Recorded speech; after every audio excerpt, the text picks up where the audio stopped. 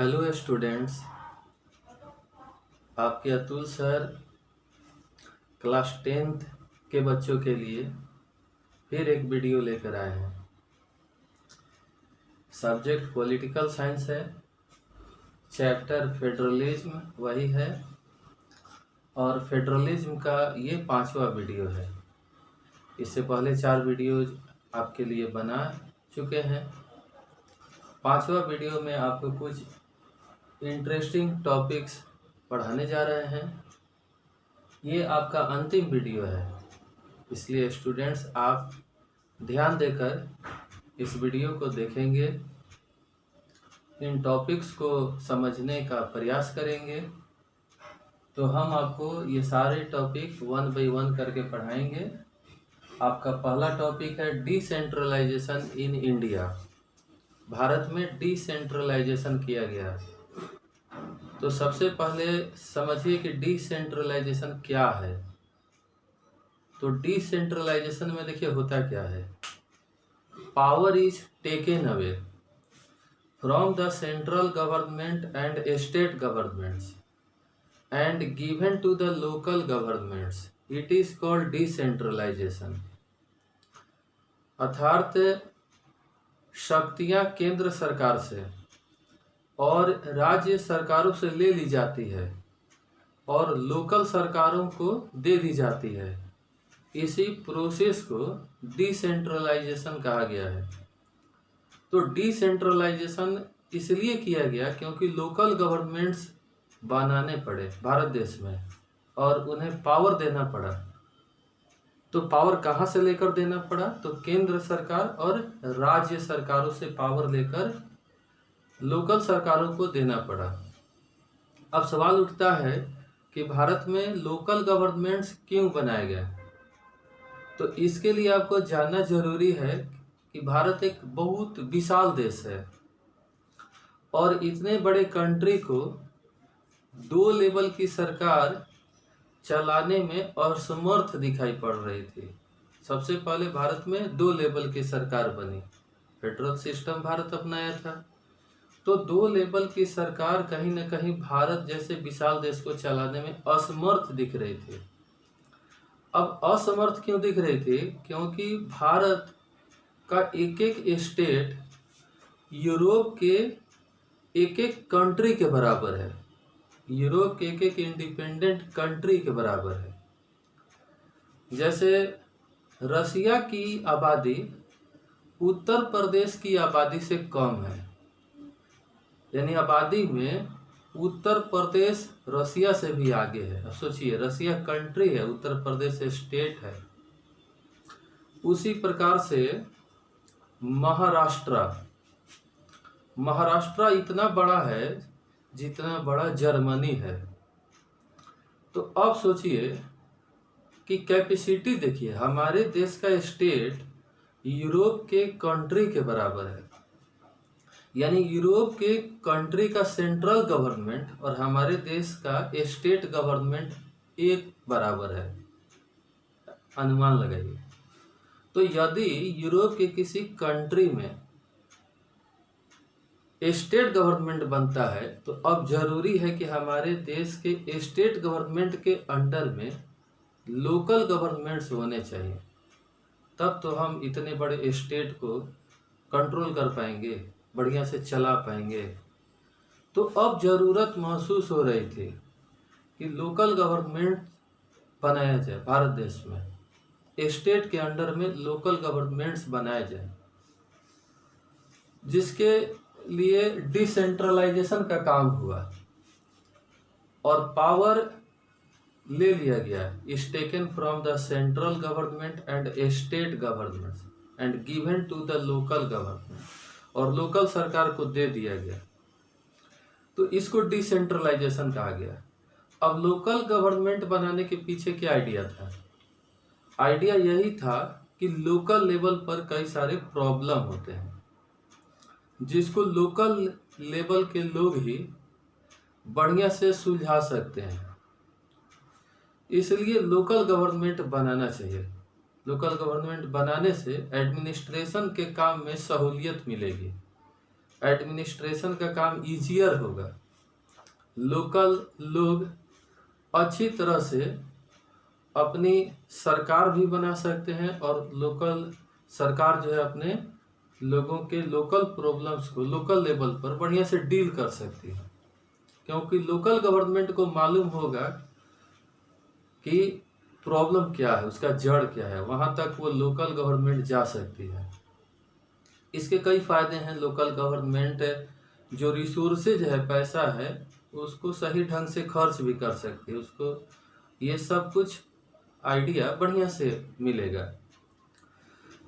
Local people को भी ये काफ़ी बढ़िया लगेगा, अपने लोकल गवर्नमेंट्स के लोगों से वो रोज़ मिल सकते हैं, उनको लगेगा ये हमारी अपनी सरकार है, क्योंकि लोकल लोग स्टेट गवर्नमेंट्स के लोगों से मिलने के लिए उनको कहीं कैपिटल में जाना पड़ेगा, स्टेट के कैपिटल में जाना पड़ेगा, हो सकता है। सेंट्रल गवर्नमेंट के लोगों से मिलने के लिए लोकल लोगों को दिल्ली आना पड़ेगा। सेंट्रल गवर्नमेंट मतलब देश की राजधानी आनी पड़ेगी, तब जाकर वो अपने सेंट्रल गवर्नमेंट के लोगों से मिल सकते हैं। यानी एमएलए से भेंट करना, एमपी से भेंट करना मुश्किल है, लेकिन लोकल गवर्नमेंट के लोगों से भेंट करना आसान है। तो ये सुविधा है यह लोकल गवर्नमेंट बनाने से, इसीलिए लोकल गवर्नमेंट को लोकल सेल्फ गवर्नमेंट्स भी कहा गया है। तो हमारे देश में लोकल गवर्नमेंट बनाए गए, लेकिन जब स्टार्टिंग में लोकल गवर्नमेंट्स बनाए गए थे तो वो लोकल गवर्नमेंट्स एक गुलाम की तरह काम करते थे। तो हमें यहाँ आगे पढ़ाई भी करनी है, लोकल गवर्नमेंट बिफोर 1992 और लोकल गवर्नमेंट आफ्टर 1992, यानी 1992 से पहले की लोकल सरकार और 1992 के बाद की लोकल सरकार में क्या अंतर था, ये सवाल भी आता है स्टूडेंट्स, इसलिए इस टॉपिक को ध्यान से समझिएगा। 1992 से पहले की लोकल सरकार कैसी थी? तो 1992 से पहले की लोकल सरकार बिल्कुल गुलाम रहती थी स्टेट गवर्नमेंट्स के अंडर में। लोकल गवर्नमेंट्स को पूरी आज़ादी नहीं थी, ये सबऑर्डिनेट की तरह स्टेट गवर्नमेंट के अंडर में काम करते थे। इन लोगों का रेगुलर चुनाव भी नहीं होता था।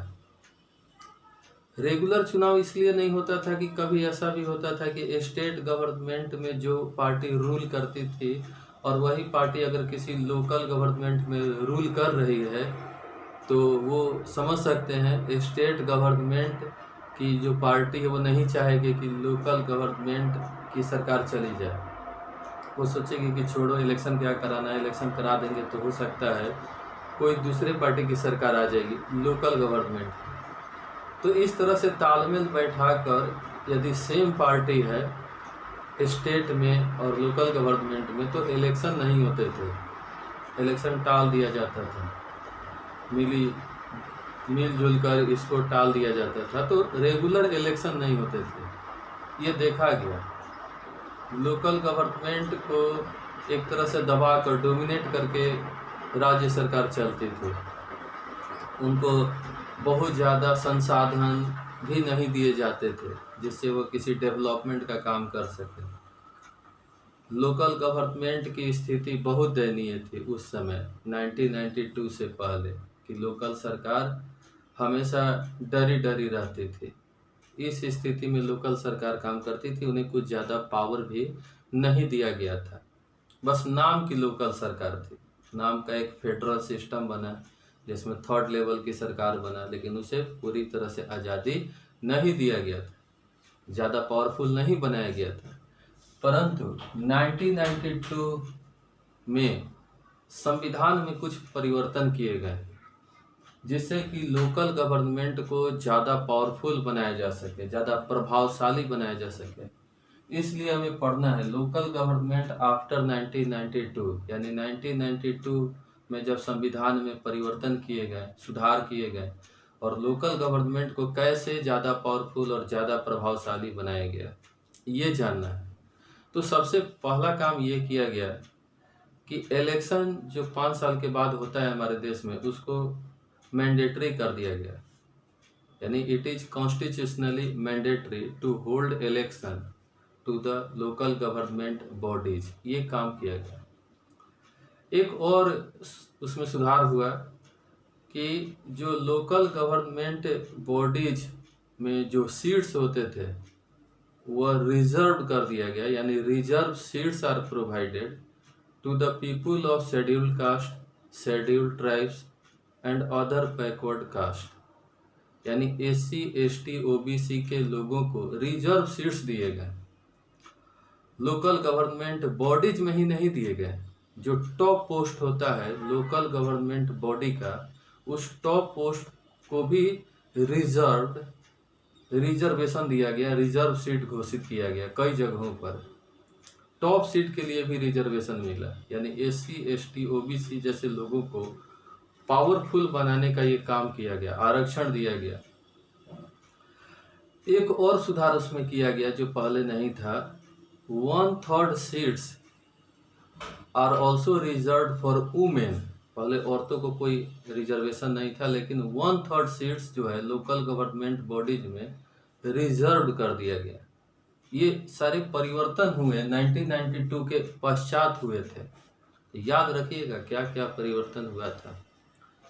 फिर 1992 के पश्चात एक इंडिपेंडेंट स्टेट इलेक्शन कमीशन गठित किया गया, जो लोकल गवर्नमेंट बॉडीज का चुनाव कराएगी, जो किसी के गुलाम नहीं रहेगी। समझिएगा, इंडिपेंडेंट है। स्टेट इलेक्शन कमीशन बनाए गए जो लोकल गवर्नमेंट बॉडीज का चुनाव कराएगी। फिर state governments are also required to share its revenue. State government अपना कुछ रेवेन्यू शेयर करेगी लोकल गवर्नमेंट बॉडीज को, जिससे कि लोकल गवर्नमेंट बॉडीज डेवलपमेंट का कुछ काम कर सके। तो ये सभी तरह के परिवर्तन करके लोकल गवर्नमेंट बॉडीज को बहुत पावरफुल बना दिया गया। अब ये काफ़ी प्रभावशाली बना। तो हमें याद रखना है, यानी बच्चों आपको ये जरूर याद रखना है कि 1992 से पहले की लोकल सरकार कैसी थी और 1992 के पश्चात की लोकल सरकार कैसी थी। आगे समझना है रूरल लोकल गवर्नमेंट। तो इस तरह से लोकल गवर्नमेंट रूरल एरियाज में भी बने और अर्बन एरियाज में भी बने। रूरल लोकल गवर्नमेंट को पंचायती राज के नाम से जाना गया। गांव में जो लोकल गवर्नमेंट बना उसे पंचायती राज कहा गया। इसको हम यहाँ से समझाने का आपको प्रयास करेंगे। सबसे पहले समझिएगा कि ईच विलेज और एक group of villages has a gram panchayat, यानी प्रत्येक गांव में या कुछ गांव का समूह, छोटा छोटा गांव है तो कुछ गांव के समूह में एक ग्राम पंचायत बनाया गया।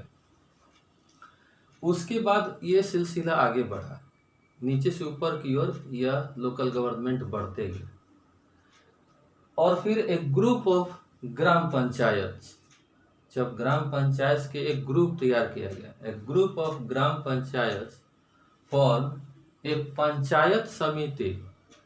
ग्राम पंचायतों का एक ग्रुप क्या बनाया, पंचायत समिति बनाया, जिला के अंदर बन रहा है।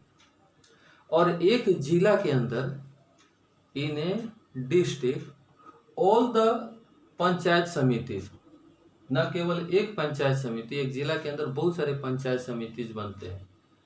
तो बहुत सारे पंचायत समिति जो होते हैं उनका जो ग्रुप तैयार होता है, एक group of all the panchayat samitis in a district form zila parishad, और उसके बाद बन जाता है जिला परिषद। और जिला परिषद ये लास्ट गवर्नमेंट बॉडी है। तो जिला परिषद जो बना उसके जो हेड होते हैं, हेड, उनको जिला परिषद चेयरपर्सन कहते हैं, जिला परिषद चेयरपर्सन। उस जिला के जो भी MP और MLA होते हैं वो ऑटोमेटिक जिला परिषद के मेंबर हो जाते हैं। और जो भी ऑफिशियल बॉडीज हैं, उस जिला के जो भी बड़े बड़े ऑफिशियल बॉडीज हैं वो भी जिला परिषद के मेंबर बन जाते हैं। एक और बात याद रखिएगा, पंचायत समिति को ही ब्लॉक या मंडल के नाम से जाना जाता है। पंचायत समिति को ही ब्लॉक या मंडल के नाम से भी जानते हैं। तो इस प्रकार से रूरल लोकल गवर्नमेंट जो है रूरल एरिया में बनता है, जिसको हम यहाँ आपको समझाने का प्रयास किए। अब आते हैं अर्बन लोकल गवर्नमेंट, यानी शहर में भी लोकल गवर्नमेंट बनाए जाते हैं। अब शहर के लोकल गवर्नमेंट को समझिए, टाउन्स में भी बनते हैं और सिटीज में भी बनते हैं। टाउन्स में जो लोकल गवर्नमेंट बनते हैं उसका नाम है म्यूनिसिपैलिटीज,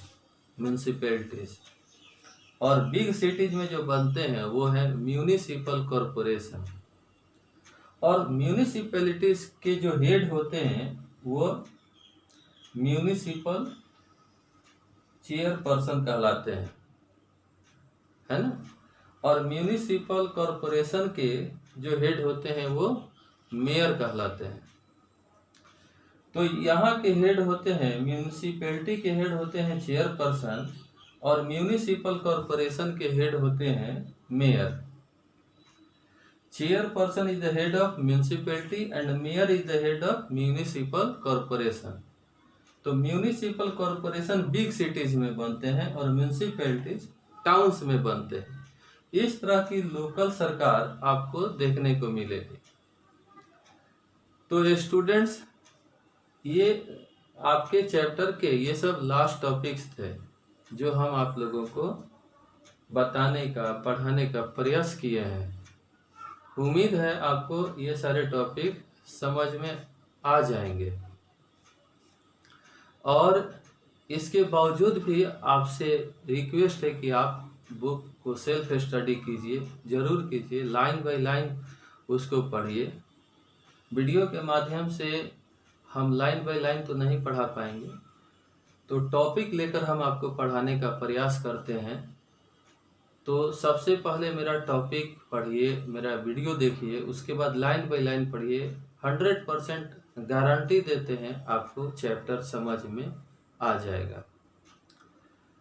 तो बच्चों, क्लास 10th के आप लोग स्टूडेंट्स हैं, आप लोगों को 2 चैप्टर हम पढ़ा चुके हैं पॉलिटिकल साइंस में, 1 चैप्टर इकोनॉमिक्स में पढ़ा चुके हैं। अब हम अगला वीडियो हिस्ट्री का बनाएंगे, क्योंकि बहुत बच्चों का डिमांड आ रहा है। बहुत बच्चे फ़ोन करके कह रहे हैं कि सर हिस्ट्री भी पढ़ाइए। तो भाई, इतना जब डिमांड है और हिस्ट्री आप हमसे पढ़ना चाहते हैं, आप हमको इतना पसंद करते हैं, तो ठीक है, अतुल सर आप लोगों को नेक्स्ट वीडियो में हिस्ट्री का एक चैप्टर पढ़ाएंगे, the making of a global world. तब तक के लिए धन्यवाद।